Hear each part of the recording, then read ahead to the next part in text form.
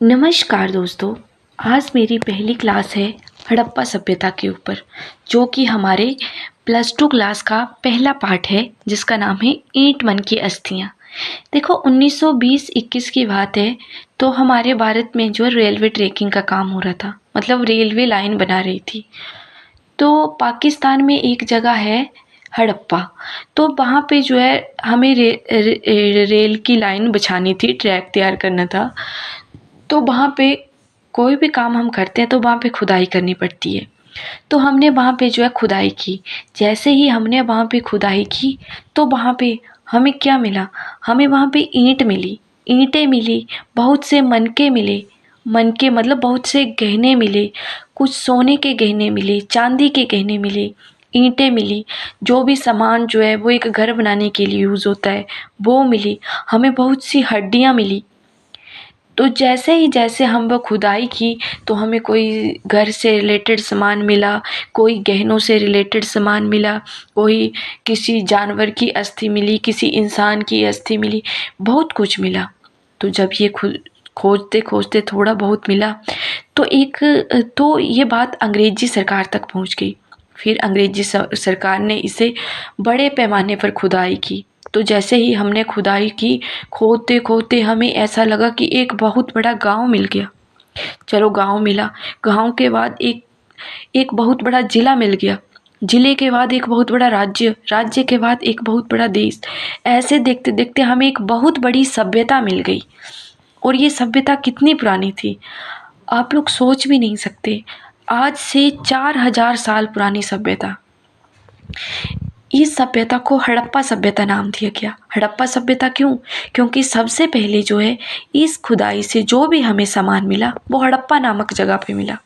इसलिए हम आज जो हमारा जो विस्तार से जो हमारा टॉपिक है वो है हड़प्पा सभ्यता, जो कि +2 क्लास के बच्चों के लिए बहुत फ़ायदेमंद रहेगा। अगर आपको मेरी क्लास पसंद आए तो प्लीज़ मेरे चैनल को सब्सक्राइब करें और मेरे साथ जुड़ें। तो देखो, हड़प्पा सभ्यता की खोज 1921 में दयाराम साहनी ने की और 1922 में राखलदास बनर्जी नाम के एक व्यक्ति ने मोहनजोदड़ो नामक जगह की खोज की। देखो, अब हम जानेंगे हड़प्पा सभ्यता के बारे में। देखो, हड़प्पा सभ्यता में खुदाई से हमें अनेक प्रकार के भवनों, सड़कों और स्नानागारों से हमें हड़प्पा सभ्यता की नगर योजना के बारे में बहुत सारी जानकारी प्राप्त हुई। हड़प्पा सभ्यता की खुदाई से मिलने वाली मूर्तियाँ, मोहरें, खिलौने, आभूषण से भी हमें हड़प्पा काल की कला के बारे में बहुत सी जानकारी प्राप्त हुई। हड़प्पा काल की पुरा वस्तुएं भी इस काल पे बहुत ही महत्वपूर्ण प्रकाश डालती हैं कि ये सभ्यता कितनी पुरानी है और कितनी विकसित सभ्यता है। देखो, अब हम हड़प्पा सभ्यता के नाम के बारे में जानेंगे कि हड़प्पा सभ्यता को किन किन नामों से जाना जाता है। देखो, हड़प्पा सभ्यता को बहुत से नामों के बारे में जाना जाता है। हड़प्पा सभ्यता को सिंधु घाटी सभ्यता का नाम से इसलिए जाना जाता है क्योंकि सिंधु घाटी सभ्यता इसलिए कहा जाता है क्योंकि सबसे पहले हमें जो है हड़प्पा सभ्यता के आरंभिक केंद्र सिंधु नामक जगह पे मिले हैं। सिंधु नामक एक नदी है, उसके आसपास हमें बहुत सी हड़प्पा सभ्यता के आरंभिक बिंदु मिले हैं, आरंभिक सेंटर मिले हैं। आगे, हड़प्पा सभ्यता को हड़प्पा सभ्यता का नाम क्यों दिया जाता है? हड़प्पा सभ्यता का नाम इसलिए दिया जाता है क्योंकि सिंधु घाटी सभ्यता के सर्वप्रथम चिन्ह हमें हड़प्पा नामक जगह पर मिले हैं, जो आज के पाकिस्तान में है। अब तीसरा पॉइंट, इसे कांस्य युगीन क्यों कहा जाता है? इसे कांस्य युगीन सभ्यता इसलिए कहा जाता है क्योंकि इस सभ्यता के लोग अपने बर्तन, मूर्तियाँ और औजार बनाने के लिए कांस्य का बहुत ही ज़्यादा प्रयोग करते थे, इसलिए इसे कांस्य युगीन सभ्यता भी कहा जाता है। अब चौथे नंबर पे इसे सरस्वती सभ्यता क्यों कहा जाता है? इसे सरस्वती सभ्यता इसलिए कहा जाता है क्योंकि इस सभ्यता के लगभग 80-85% केंद्र जो है वो हमें सरस्वती नदी के किनारे मिले हैं। लेकिन एक बहुत ही दुखद बात है कि जो सरस्वती नदी है वो आज हमारे भारत देश में नहीं है, वो सूख चुकी है और वो हमारी सिंधु और गंगा जैसी बड़ी नदियों में विलीन हो चुकी है, उनमें मिल चुकी है। पहले हमारी सरस्वती नदी थी, लेकिन अभी वो किसी वजह से, प्राकृतिक आपदाओं की वजह से हमारे भारत के नक्शे में नहीं है। चलो अब हम जानेंगे हिंदू सभ्यता की नगर व्यवस्था के बारे में। इस हड़प्पा सभ्यता की, आज मेरा पहला लेक्चर है तो मुझे कुछ नर्वसनेस हो रही है। अगर मेरे बोलने में कुछ गलतियाँ हो तो प्लीज़ मुझे माफ़ करना। आज की वीडियो मेरी ऐसे वैसे बन सकती है, शायद अगली वीडियो मेरी इससे अच्छी बने। मैं कोशिश करूँगी कि आप लोगों के पास जो है मेरी जो भी बातें हैं वो आसान भाषा में आए। तो अब हम इसके जानेंगे हड़प्पा सभ्यता की नगर नियोजन के बारे में। जो हमारी हड़प्पा सभ्यता की नगर व्यवस्था थी वो कैसी थी। हड़प्पा सभ्यता के नगर जो है वो एक विशेष ढंग से बनाए जाते थे। इन नगरों की जो सड़कें होती थी वो खुली और चौड़ी होती थी। सड़कों पर रोशनी की व्यवस्था की जाती थी। नगरों को छोटे छोटे भागों में बांट दिया जाता था जिनकी रक्षा की जाती थी।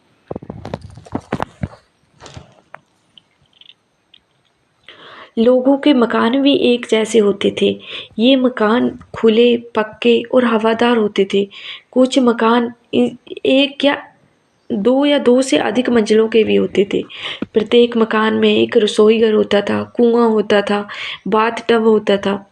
गंदे पानी के निकासी के लिए नालियों की अलग व्यवस्था की जाती थी। आगे लोथल, एक सिंधु घाटी सभ्यता की एक जगह है लोथल, जो कि आज के गुजरात में स्थित है। ये जगह गुजरात के जिला अहमदाबाद में स्थित है।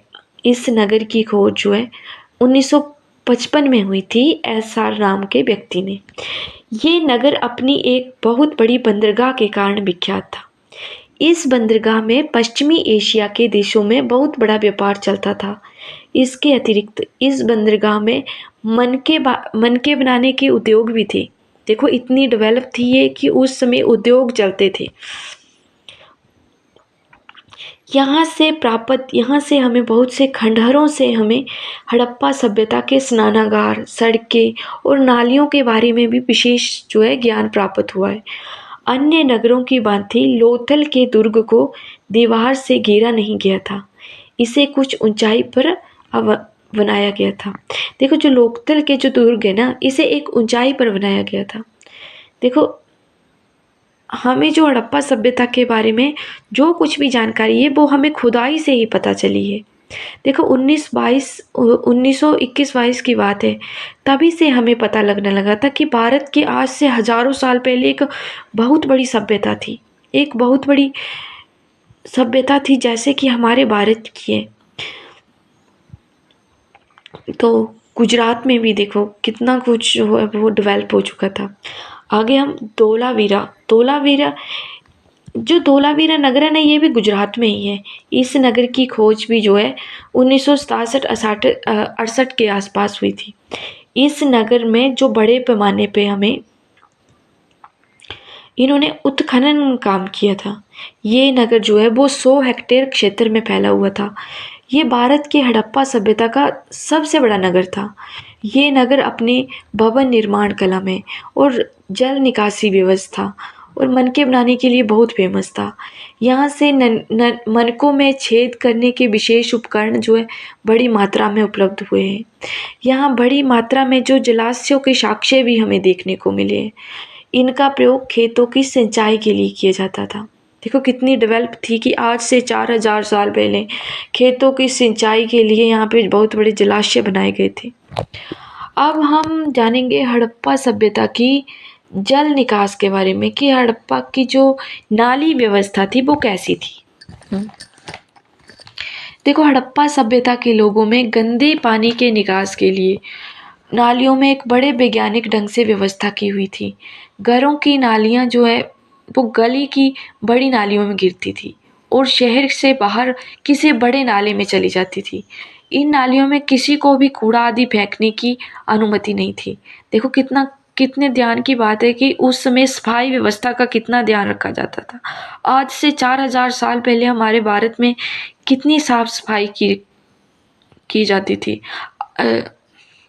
हड़प्पा सभ्यता के लोगों की इतनी उत्तम नाली व्यवस्था से हमें ये पता चलता है कि वो कितनी ज़्यादा सफाई की ओर विशेष ध्यान देते थे, है ना। देखो जल निकास प्रणाली में हमें ये भी पता चला कि हड़प्पा सभ्यता के लोग कितने जल निकास में कितना कितना अच्छा व्यवस्था की थी उन्होंने।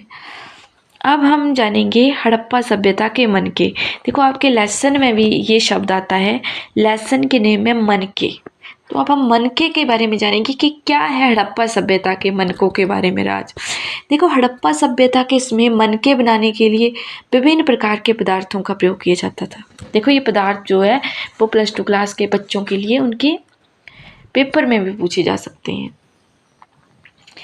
तो उनके मनके बनाने के लिए कौन से पदार्थ का यूज़, इन मनकों को तैयार करने के लिए कार्निलियन नाम का एक पत्थर था, उससे लाल रंग के मनके बनते थे। जैस्पर, सैलखेड़ी, क्वार्ट्ज तथा स्फटिक नामक पत्थरों का प्रयोग भी किया जाता था। धातुओं में देखो, धातुओं में सोना, कांसा, तांबा का प्रयोग किया जाता था। इसके अतिरिक्त शंख जो आज भी हम यूज़ करते हैं, पक्की मिट्टी और हाथी दांत से भी हमें मनके तैयार किए जाते थे। कुछ मनकों को 2 या उससे अधिक पत्थरों को आपस में जोड़कर बनाया जाता था। कुछ मनके सोने के टोप वाले पत्थर से निर्मित किए जाते थे। देखो कितनी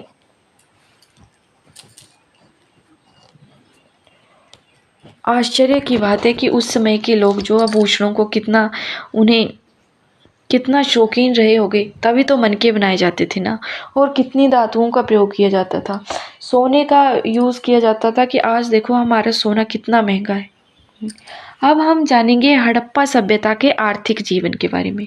ये हड़प्पा सभ्यता का आर्थिक जीवन कैसा था। देखो हड़प्पा संस्कृति के लोगों का आर्थिक जीवन बहुत समृद्ध था। उनका प्रमुख व्यवसाय क्या था, कृषि था। वे खेतों की सिंचाई करने के लिए नहरें, कुएं, जलाशयों का प्रयोग करते थे। गेहूं, जौ, कपास उनकी प्रसिद्ध फसलें थी। उनका दूसरा व्यवसाय क्या था, पशुपालन। आज भी हम लोग पशुपालन करते हैं ना, गांव में भैंस बकरियां रखी जाती है जिससे कि निर्वाह हो जाए। वैसे ये लोग भी पशुपालन करते थे। कुछ लोग उद्योग चलाते थे। देखो उनका आंतरिक और विदेशी व्यापार भी काफ़ी उन्नत था। देखो वो व्यापार भी करते थे। हड़प्पा सभ्यता के लोगों ने व्यापार की सुविधा के लिए नाप तोल की प्रणाली भी प्रचलित है। देखो चलो ठीक है, आज के लिए इतना ही।